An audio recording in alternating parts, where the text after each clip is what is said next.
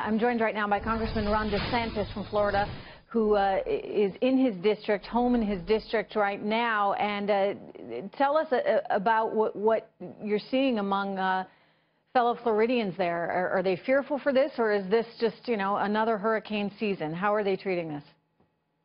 No, I think this is different. I mean, last year we had Matthew skirt the east coast of Florida, and a lot of folks had observed that we had not had a hurricane in Florida in over a decade, and in that time you had millions of new people move to Florida who had just never experienced one. So there was a fear that maybe people would not necessarily heed some of the warnings. The storm ended up not hitting Florida directly. Now, though, I think on the heels of Harvey and the devastation that people saw in those images, I think people in Florida are looking at this and realize that this is very serious.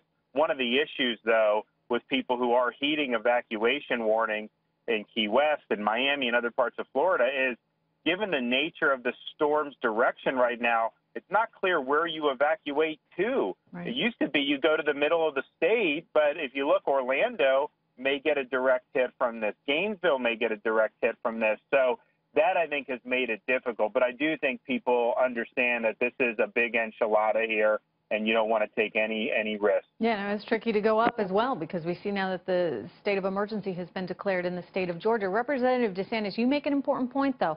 In other words, the news flow has been such that people there in Florida have seen all the devastation in Houston in recent days on their television screens. And might that in some ways prompt them to be more proactive in terms of getting out of harm's way? We look at the pictures, for example, that we're seeing of the massive traffic, people trying to get out. This seems to be one of the biggest evacuations ever, but this is what is needed?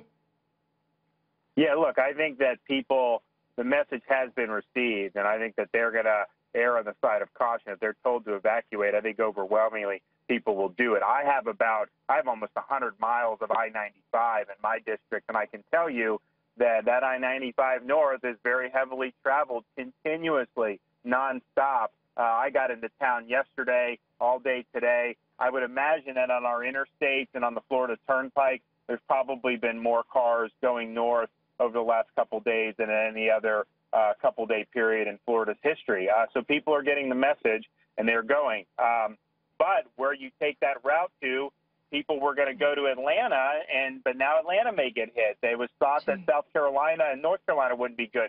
So that's just the issue. But, yes, people are doing things. We're just hoping that they're doing the right thing. It's not their fault, because this storm is it's such a tricky thing given its current path.